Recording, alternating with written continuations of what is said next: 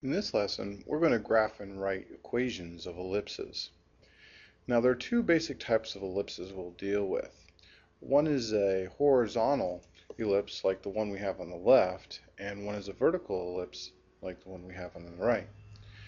One of the unique features of ellipses is that they have a major axis and a minor axis.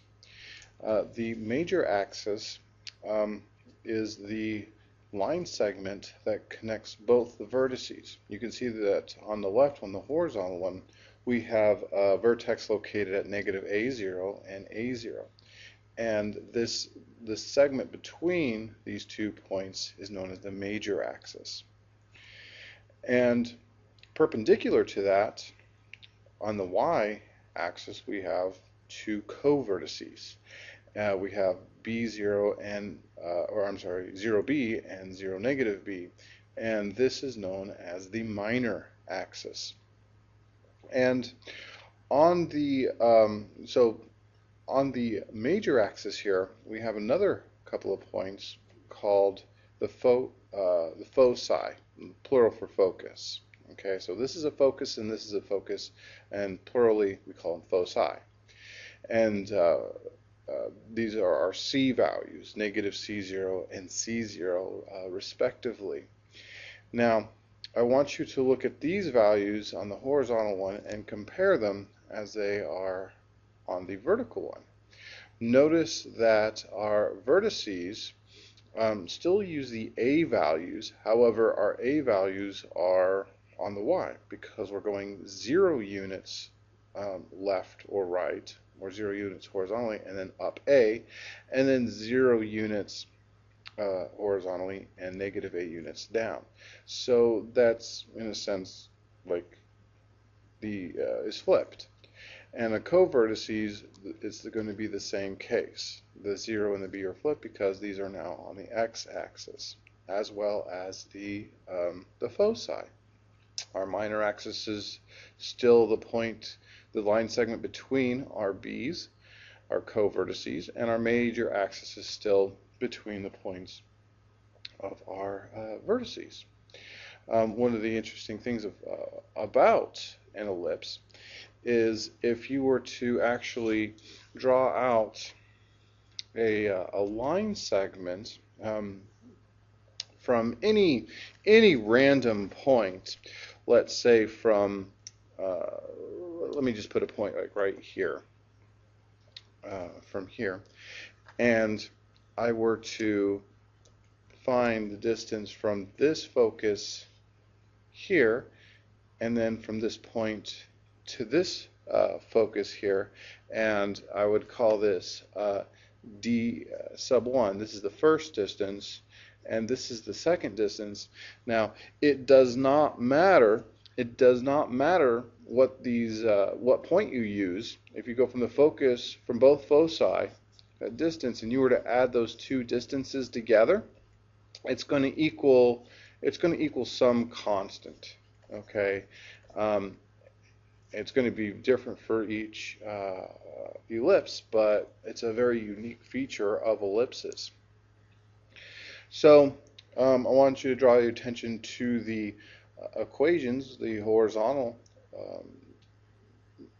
ellipse has the equation x squared over a squared plus y squared over b squared, where we can see the a corresponds with the positive value of our vertex, and then b corresponds with the positive value of our co-vertex, and it equals 1. And the vertical ellipse is the same thing, except the a and b are switched. Okay, so if you can remember that, it's not a problem. So again, this kind of recaps it. Here's the equation for a horizontal major axis, or a horizontal one.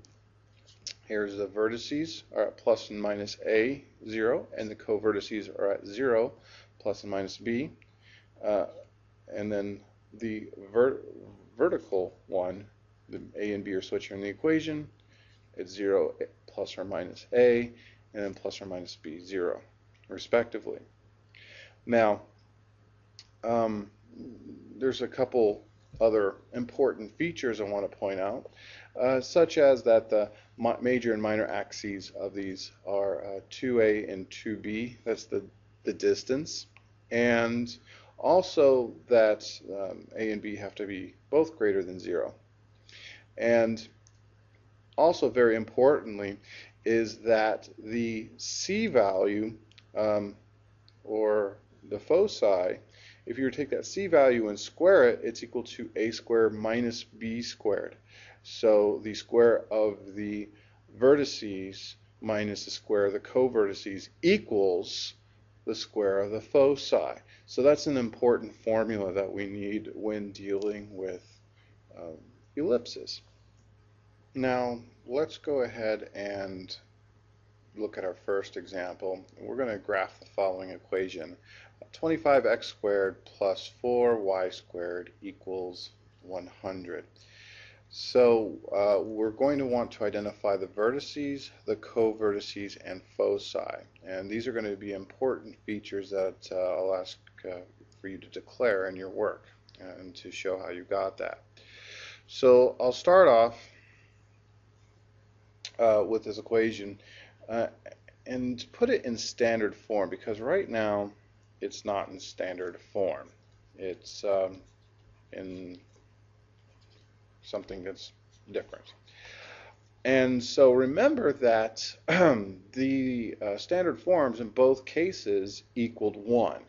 So in order to get this to equal 1, I'm going to divide everything by 100. Okay, so I'll be at this stage, and then I'm going to simplify. So I'll have x squared over 4 plus y squared over 25 equals 1.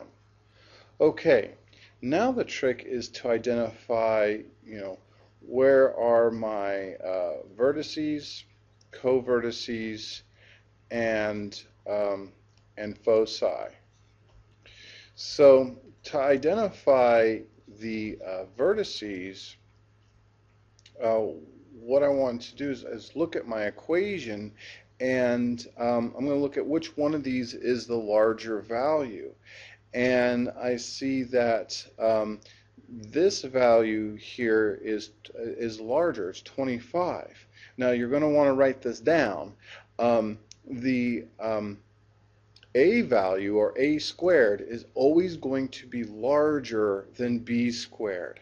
Okay, so because 25 is larger than 4, this tells me my a is underneath the y squared, which tells me that this is going to be a vertical ellipse. So I can rewrite this as x squared, and then since this is my b squared term, that's going to be 2 squared, because 4 is a perfect square, and 25 is a perfect square, which can be written as 5 squared, and thus equals 1. So as we established, the larger value is always going to be a. So hopefully you wrote that down. And we also see that in the definition when it said a is larger than b, which is larger than 0. So my vertices are going to be the a value. So since this is a squared, it's going to be vertical. So it's going to be running up and down the y-axis. Okay, so there's going to be one here, and there's going to be one here at positive 5 and negative 5 respectively. So thus it's going to be 0 plus and minus 5. And the covertices are going to be on the x-axis, one at positive 2 and one at negative 2, like so. So this will be at plus or minus 2, 0. Now, either you can come up with a point first and then plot them, or plot them then write down the point. But I need to see both regardless. And I'm going to box this in because this is going to be part of my my solution, or what I want to show as far as you know, the results of my solution. So the next thing I want to do is come up with what the foci are. So in order to find the foci, we have to use that one equation, which we said was c squared equals a squared minus b squared. Since we know that the values of a squared and b squared, we'll just substitute that in. That's going to be 25 minus 4, which we got from our standard equation. And thus c squared is equal to 21. So we'll take the square root of both sides, and that'll leave us with c is equal to plus or minus the square root of 21. So we would say the foci are plus minus the square root of 21. And we would plot, we would box that in, and we'd plot those points as well. Okay, since these are the things that we're asked to find. Square root of 21 is about 4.6-ish, so let's say approximately there. And again, the foci are on the same axis as the vertices, which is the major axis. Okay, so at this point, we would then go ahead and connect in a curve both our vertices and co-vertices. And we'd end up with a beautiful looking ellipse like so. So that's how we can graph an ellipse. Okay, let's look at the next problem. Example 2 states, write an equation of an ellipse that has a vertex at 0, 7, a co-vertex at 4, 0, and a center at 0. So I'm going to use a graph to kind of help me visualize what I'm dealing with. So I'm going to plot the vertex. I have one at 0, 7, and I have a co-vertex at 4, 0, like so. And the center is here at 0. So what I'm going to do is, since this is an ellipse and the center is based at the center, the major axis runs along the y-axis, and it's going to be symmetrical. So we have negative 7 for the other vertex, and the co-vertex is going to be here at negative 4. And I can kind of see, you know, this ellipse is, boy, that's ugly. This ellipse that somebody sat on and destroyed is vertical. Okay, so we're going to be using the vertical equation, which is x squared over b squared plus y squared over a squared equals 1. Now, I'm going to go ahead and solve this by coming up with the equation by simply just substituting in my points. So really, this is going to be x squared, and my co-vertex, which goes into the b, is going to be 4 squared, and then y squared, and the vertex goes into the a, so that's going to be 7 squared equals 1. So simply it's just going to be x squared over 16 plus y squared over 49 equals 1. And we call that done. Okay, so that would be our equation for that ellipse. In this third example, we're going to write the equation of an ellipse that has a vertex at 0, 10 and a focus at 0, 8. So once again, I'm going to use a graph to help me kind of visualize what type of ellipse I'm dealing with here. So I'll start with the vertex, 0, 10. So I'll plot that. and a focus is at 0, 8. We're going to assume that the center is at 0 again. So we have a different couple points, focus and vertex, as opposed to vertex and co-vertex. So the other focus is going to be at negative, or 0, negative 8, and our vertex is going to be at 0, negative 10. Now, I'm going to go ahead and come up with my equation, and I know it's going to be a vertical one because the major axis is running vertically. Okay, major axis connects the vertices together, and that's so not what I wanted. Okay, so again, that equation is going to be x squared over b squared plus y squared over a squared equals 1. Okay, so I already have my a down. I just need to find my b, but we're given c, which is the focus. So that's where that formula comes in when we're dealing with the whole c squared equals a squared minus b squared. So since I know my c and my a, I'm going to substitute those in. 8 squared is equal to 10 squared minus b squared. So in other words, 64 is equal to 100 minus b squared.